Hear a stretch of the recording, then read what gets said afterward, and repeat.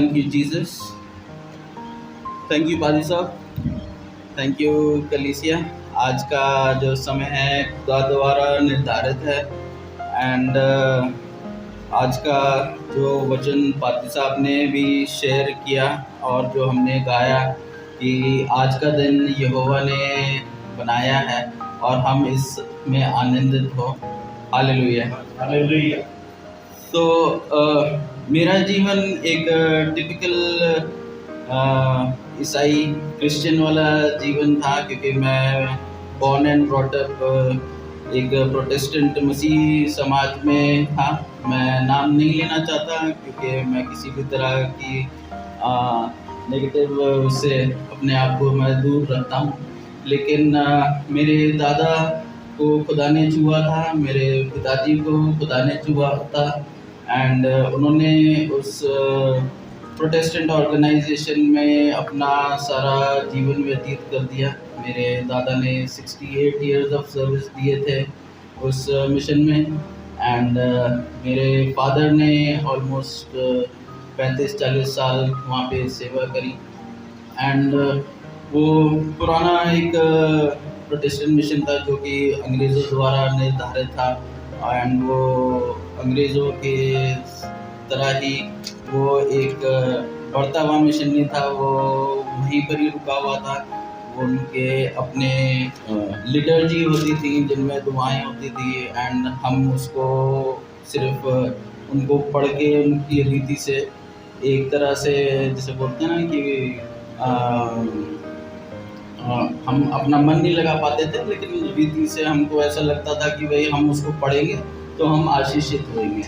लेकिन खुदा हमें कुछ और बताता है, कुछ और समझाता है एंड खुदा का वचन बिल्कुल क्लियर है कि मैं तेरा मन जांचने वाला खुदा हूँ। उसको ये नहीं जानना कि तेरी किताबों में क्या लिखा है जो तूने लिखी है, मैं तो वो जानता हूँ कि तेरे जीवन के लिए, तेरे पासपोर्ट के लिए मैंने तुझे वचन दिया है, तू उस पर कितना खरा उतरता है। मैं एक एमएनसी में एसोसिएट जीएम रहा हूँ प्रोफेशनली। मेरी वाइफ कॉलेज में प्रोफेसर है, मेरा 10 साल का बेटा है जो क्रिश्चियन स्कूल में जाता है। मेरे मदर फादर मेरे साथ में हैंगे एंड सब कुछ दुनियावी तौर पे पिछले 4-5 साल पहले तक सब कुछ ठीक था। लेकिन दिसंबर 2019 में मेरे यूरिन में ब्लड आने लगा था और ब्लड भी ऐसे आता था यूरिन में जैसे कि यूरिन सैंपल और ब्लड सैंपल मेरा सेम था एंड वो भी नहीं कि कुछ बूंद या कुछ प्रॉपर 350-400 ml होता है, इतना ब्लड मेरे को यूरिन में आता था एंड मैं घबरा गया था। मेरे परिवार सारा घबरा गया था एंड हमें नहीं पता था कि क्या था। हमें लगा कि कोई पथरी या उसका मेरा इलाज चल रहा था। हमारे फादर को पथरी की शिकायत है तो मुझे लगा मुझे भी है, तो मैं पथरी की दवाई खा रहा था। फिर आगे जैसे बड़े हम 2020 जनवरी पहुंचते हैं, फरवरी पहुंचते हैं, तो ये कोरोना का टाइम धीरे धीरे जैसे चढ़ने लगता है। तो मार्च में डायग्नोस किया गया कि मेरे यूरिनरी ब्लैडर में एक सिस्ट है जो कि इसको कर रहा है पथरी की, कोई ऐसी प्रॉब्लम नहीं है एंड मार्च में ही लॉकडाउन होता है। मार्च में ही मुझे मेरी नौकरी से हाथ धोना पड़ता है एंड एक तरह से जैसे बोलते हैं कि अंधकार का बादल जो है ना वो हमारे परिवार पे आकर, हमारे जीवन पे आकर खड़ा हो जाता है, रुक जाता है और एक तरह से वो जाने का नाम नहीं लेता है। क्योंकि लॉकडाउन जब हुआ तो सब कुछ रुक गया था, ना कहीं आ सकते हैं, ना कहीं जा सकते हैं, ना आपकी कोई सुधि ले सकता है, ना आप किसी की सुधि ले सकते हैं। तो मार्च से लेकर सितंबर के बीच में टेस्ट हुए मेरे एंड ये डायग्नोस हुआ कि मुझे स्टेज 3 कैंसर है एंड अक्टूबर में जब दिल्ली में फर्स्ट वेव सेकेंड वेव चल रही थी, उन दिनों में मेरी 2 मेजर सर्जरीज हुई एंड सेकेंड सर्जरी के बाद मैं 3 दिन वेंटिलेटर पे रहा था एंड जिसे बोलते हैं ना कि जो कठिनाई का समय, ट्रायल एंड ट्रिबुलेशन का समय वो आ गया था। एंड मुझे नहीं पता था कि मेरा क्या होने जा रहा है, क्योंकि डॉक्टर्स ने तो मुझे 5-6 महीने लिख के दे दिए थे, लेकिन मैंने कभी वो एक्सेप्ट नहीं करा खुदा के फजल से। एंड कुछ ऐसा रहा कि जब मैं हॉस्पिटल बेड में था एम्स में, 3rd फ्लोर पे मैं था, और मेरे ऊपर वाले फ्लोर पे एग्जैक्टली 4th फ्लोर पे ऋषि कपूर भी एडमिट था। तो मुझे एक्साइटमेंट रहती थी कि कब मुझे यहाँ से छुट्टी मिले तो मैं ऊपर से जाके सेल्फी लेके आऊँ। तो खुदा ने नहीं अलाउ करा। खुदा बोलता है कि भाई यहाँ पे तेरे टिकट कट के आए हुए हैं और तुझे सेल्फी लेनी है। तेरे को पता नहीं कि उस टिकट पे कहाँ का वीज़ा लगा है और तू अपनी दुनियावी बातों में लगा हुआ है। तो खुदा ने जब मुझे इस तरह से छुआ, बात करी, तो फिर मैं सोचने लगा कि मैं किसको फ़ोन करूं। मेरे फ़ोन में 50-60 पास्टर्स के फ़ोन नंबर हैं, 20-25 बिशप्स के नंबर हैं। तो मैं किसको फ़ोन करूं कि मुझे जो चंगाई की ज़रूरत है वो मुझे मिले। लेकिन अनफॉर्चुनेटली खुदा की आत्मा ने बताया मुझे कि इन सबका जीवन जो है, इन सबको चंगाई नहीं मिली है, ये तुम्हें कैसे चंगाई दे पाएंगे। इनका खुद का जीवन बचा हुआ नहीं है, ये तुम्हारा जीवन कैसे बचा पाएंगे। ये खुद पाप में ग्रस्त है, तुम्हें कैसे पाप से निकाल पाएंगे। तो मैंने बोला फिर तो और कोई ऑप्शन ही नहीं है यीशु मसीह के अलावा। हालेलुया। तो मैंने सिर्फ जब मैं हॉस्पिटल में था तो मैं कई रातें मेरी हॉस्पिटल में रोते हुए बीतती थी, और मैं सिर्फ यीशु मसीह को ही रोता था कि यीशु मसीह मेरे को सिर्फ तेरे घर का वीज़ा चाहिए, मुझे और कहीं नहीं जाना था। क्योंकि मुझे तो, मैं कन्विंस था, मैं डॉक्टरों की बातों पे चल रहा था। उन्होंने बोला कि भाई समय कम है, पैकिंग कर लो। मैं कि भाई अगर जाना ही है तो फिर खुदा तेरे पास आना है। मुझे तो बता कि मैं अपने आप को कैसे क्वालिफाई कर सकूं, कैसे एंटाइटल कर सकूं कि मैं तेरे स्वर्ग राज्य में आऊं। तो मैं ऑलमोस्ट 3-4 महीने में रोया हूँ, एंड मैंने किसी को नहीं फ़ोन किया। एंड 3-4 महीने के बाद मुझे फ़ोन आने शुरू होते हैं, कहते हैं कि ब्रदर किसी ने बताया है आपके बारे में, अनजान लोगों के फ़ोन जिन्हें मैं जानता नहीं, कि बताया है एंड हम आपके लिए दुआ करना चाहते हैं। तो ऐसे करते करते ऑलमोस्ट 4-5 प्रभु के दासों ने, कई ले लीडर्स ने फ़ोन किया। एंड मैं ये बताना चाहता हूँ कि ये सब जो लोग थे ये आपस में एक दूसरे को नहीं जानते थे, लेकिन सब ने एक ही प्रोफेसी करी कि खुदा आपका जीवन गवाही का जीवन बनाना चाहते हैं। हालेलुया। मैंने बोला कि मेरे पास कितना समय रह गया गवाही देने के लिए, मैं कैसे दे सकता हूँ, मेरे को तो कॉन्फिडेंस भी नहीं है वचन का और उसका। तो खुदा ने बताया कि तेरे लिए उम्मीद है। तो मैं फिर गया वचन में, मेरे को प्रभु के दासों ने छुआ, बताया कि पश्चाताप, रिपेंटेंस, फॉरगिवनेस वही है आपकी चंगाई का स्रोत। बहुत मुश्किल होता है, दूसरों को माफ़ करने से पहले आपको अपने आप को माफ़ करना होता है। तो अपने आप को माफ़ करना, अपने विरोधियों को माफ़ करना, एंड जो रिपेंटेंस होता है ना, इसमें मेरे को और 4 से 6 महीने लग गए। तो इस प्रोसेस में जब मैं रहा था तो जो डॉक्टर्स ने बताया समय था वो ऑलरेडी बीत गया था। हालेलुया। तो मैं बोला कि भाई इतना समय था, खुदा ने दे दिया तो क्यों दे रहा है मुझे। तो खुदा मुझे कुछ सिखाना चाहता है। एंड बहुत अद्भुत रीति से मेरे को एक दिन फ़ोन आता है। सब कुछ फ़ोन पे ही था क्योंकि लॉकडाउन चल रहा था, कहीं आ नहीं सकते थे, जा नहीं सकते थे।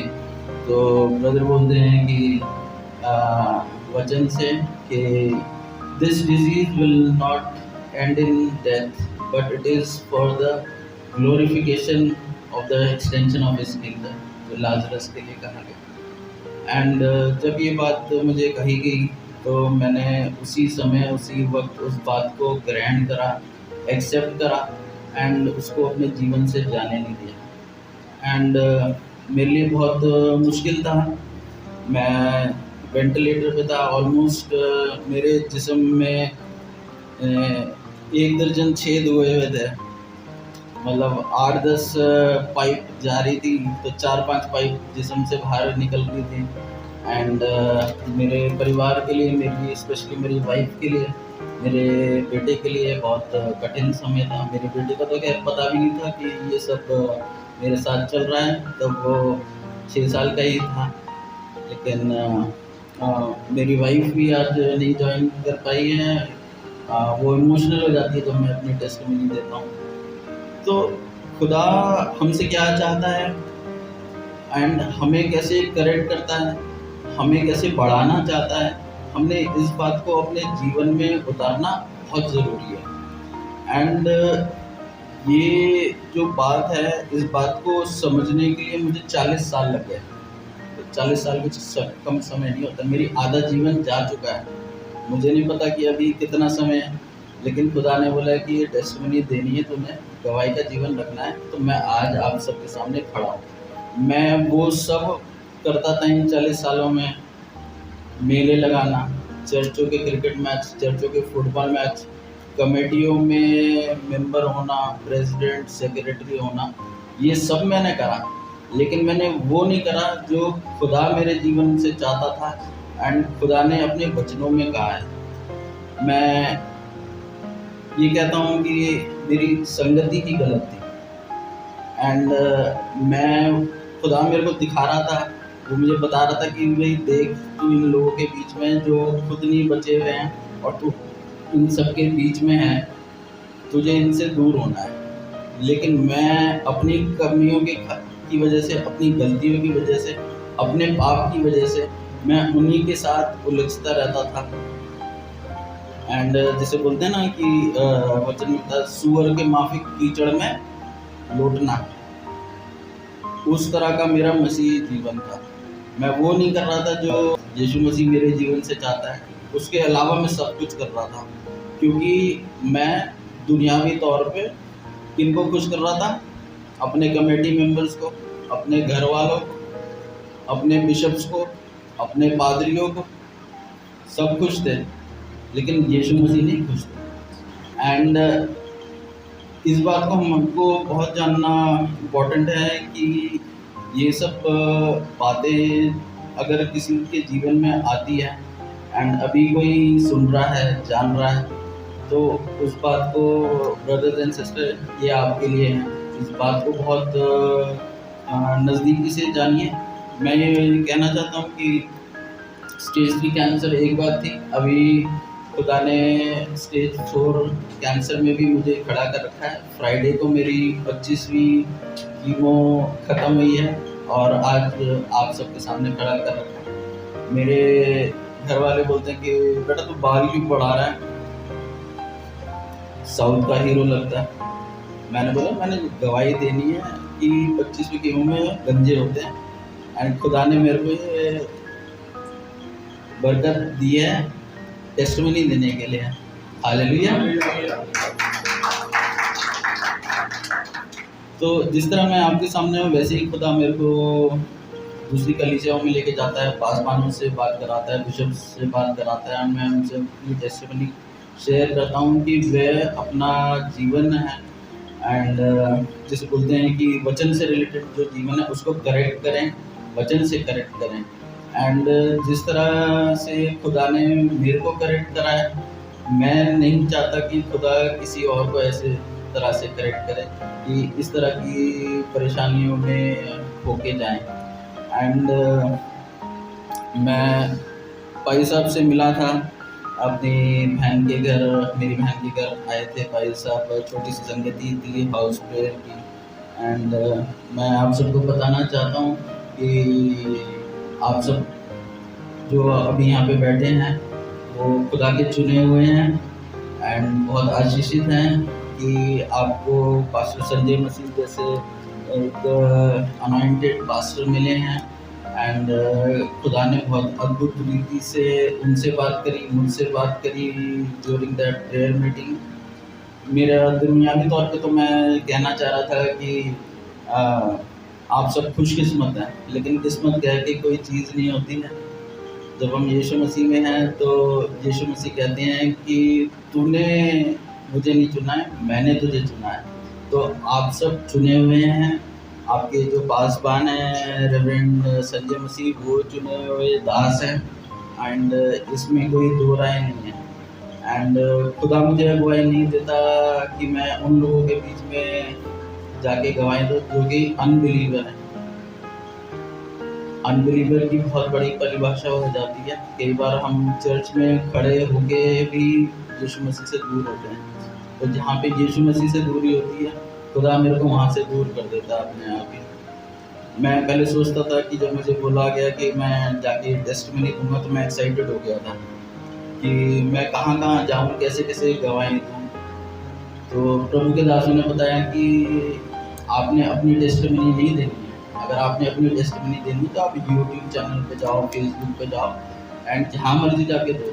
लेकिन जब आपने यीशु मसीह की टेस्टिमनी देनी है ना, तो आपको यीशु मसीह लेके जाएंगे वहाँ पे जहाँ पे आपने टेस्टिमनी देनी। Hallelujah, yes. सो मेरा यही कहना है कि मेरे लिए और आप सबके लिए ऑप्शन है, जो एक पावर ऑफ चॉइस है, वो खुदा ने आपने मेरे को, भाई साहब को, हर किसी को दे रखी है। मेरे पास भी वो ऑप्शन था कि मैं अपनी डॉक्टरों की सुनूं या मैं अपने यीशु मसीह की सुनूं। मेरा पास मेरी दवाई का पत्ता है और उस दवाई के पत्ते के साथ एक बुकलेट आती है, एंड उस बुकलेट में लिखा हुआ है कि इस दवाई को खाने से कितने साइड इफ़ेक्ट्स होते हैं, कि भाई उल्टी, दस्त, कमज़ोरी, चक्कर, ये वो। मतलब मैं ऐसी सरसरी तौर पे बता रहा हूँ, लेकिन मैंने 250 पत्ते मैं उस दवाई के खा चुका हूँ, लेकिन मैंने एक बार भी वो जो बुकलेट है वो नहीं खोली है। मैंने सिर्फ अपनी बाइबल खोली है। हालेलुया। तो आपको डिसाइड करना है कि आपने डॉक्टर की कही हुई बात पे सुन के डॉक्टर के पास रहना है हॉस्पिटल में, या यीशु मसीह के साथ रहना है यहाँ पे।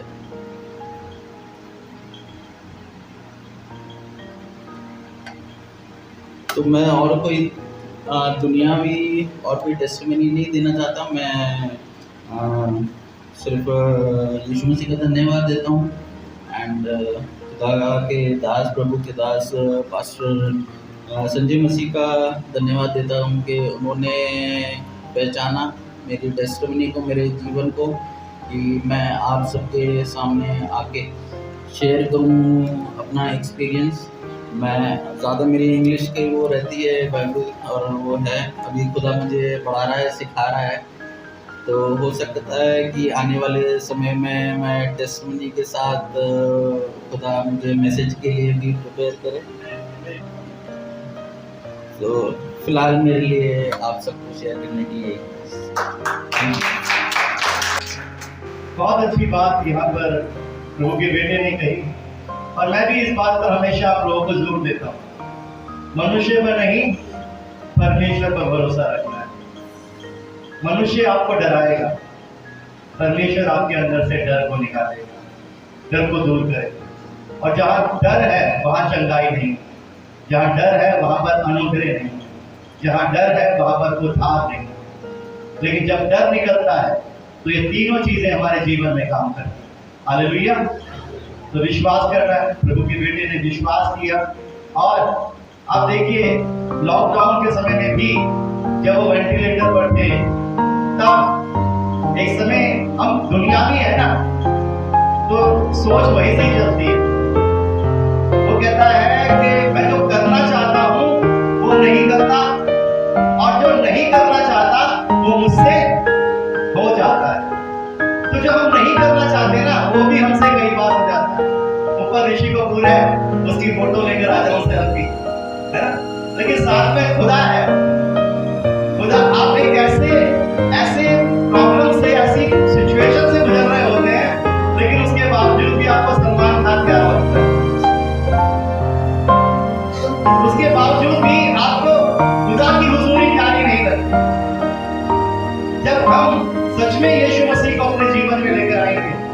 तो स्टेज थर्ड हो, फोर्थ हो या कोई भी हो, कोई फर्क नहीं पड़ता गाइस। बाइबल हमें बताती है कि मनुष्यों से नहीं हो सकता, लेकिन परमेश्वर से सब कुछ हो सकता है। तो ब्रदर, पहले परमेश्वर आपको बहुत आशीष दे, बहुत बरकत दे। और मैं विश्वास करता हूँ कि बीमारी नाश करने के लिए नहीं आई है, बल्कि परमेश्वर की महिमा के लिए आई है। और जो आपके मनोरथ है ना, ये प्रचार करोगे, जल्द ही आप इस भवन में आकर प्रचार भी करोगे, हम विश्वास करते हैं। हालेलुया, परमेश्वर का धन्यवाद करते हैं।